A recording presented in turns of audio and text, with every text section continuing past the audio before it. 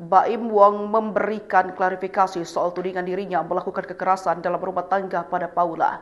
Baim Wong dengan tegas membantah bahwa ia tak pernah melakukan KDRT. Dengan tegas, Baim Wong di Pengadilan Agama Jakarta Selatan pada Rabu 12 Maret 2025 menyatakan siap untuk disumpah dengan Al-Quran bersama dengan Paula.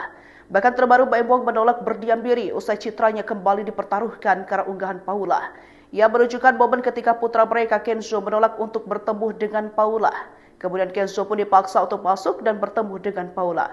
Dalam video tersebut terlihat bagaimana keduanya enggan menemui Paula, bahkan Keanu secara terang-terangan menolak.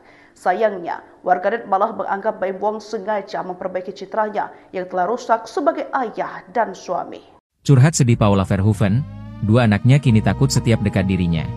Model Paula Verhoeven mendadak tulis curhatan pilu soal sang buah hati. Dalam curhatan itu, Paula Verhoeven menyinggung soal sikap anak-anaknya yang berubah 6 bulan terakhir. Hal itu diketahui dari unggahan di akun Instagram Paula Verhoeven pada Jumat, 7 Maret 2025. Paula memperlihatkan sikap kedua putranya yang tak biasa. Pasalnya, Kenzo dan Keanu justru menangis kencang saat didatangi Paula.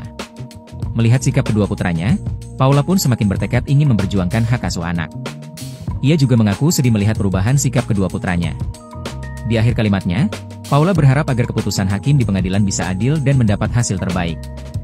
Ia ingin agar hak asuh anak jatuh ke tangannya.